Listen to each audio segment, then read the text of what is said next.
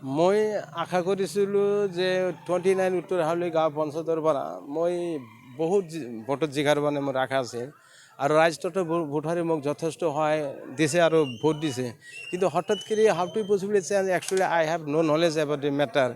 As because from the childhood I have the good manners good behaviour contact with the other person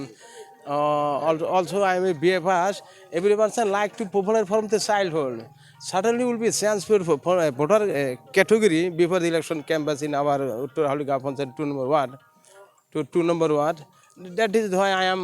very very upset and don't mind my mind at that time. যিসকল ভোটে মোক আশা কৰিছে vote দিছে যথেষ্ট মই সুখী হৈছোঁ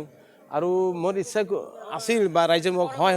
জনাইছে যে নিশ্চয় কেৰামতুল আহমেদ 2 নম্বৰ ৱাৰ্ডত বিজয় সাব্যস্ত কৰিব যোৱা মাহৰ 10 তাৰিখে মই যিটো ইণ্টাৰভিউ দিছোঁ পৃথিৱীৰ ভিতৰত অলপ সময় এইটো ভাইৰেল হৈ গৈছে আমেৰিকাৰ ৰাষ্ট্ৰপতি Donald Trump given to share ৰাষ্ট্ৰপতি কৈছে যে এনেকুৱা এটা সাধাৰণ ভোটাৰ মেম্বাৰ ৱাৰ্ড ইমান ইংৰাজী ক'ব পাৰে আচৰিত বুলি ভাবিছে আৰু লগতে আমাৰ অসমৰ মুখ্যমন্ত্ৰী মানে হিমন্ত বিশ্ব শৰ্মাই কৈছে যে এনেকুৱা এটা ৱাৰ্ড মেম্বাৰ ইংৰাজী ক'ব পাৰে তাক জিকাই লোৱাটো প্ৰত্যেকটা নাগৰিক কৰ্তব্য কিন্তু কি হ'ল মই গম পোৱা নাই সেইকাৰণে after donor to success election result. Now I am suffering for the tension about the matter, and I present this place. You come to at that time. Actually, I am like to you the come time many time for this interview for me. পৰৱৰ্তী সময় মই সিমান ক'ব নোৱাৰিম যে যদি voter দিয়া like to me and next time will be candidate after 5 years then I will be ready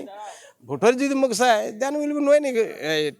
tension about the matter ভোটাৰে সকল কি যে ডেমক্ৰেচি হ'ল ৰাইজে ৰজা ৰাইজে সিদ্ধান্ত কৰে ৰাইজ মোৰ পক্ষ আছিল হঠাৎ কৰি কি হ'ল মই ক'ব নোৱাৰোঁ ৰাইজে যদি মোক খোজে then I will be ready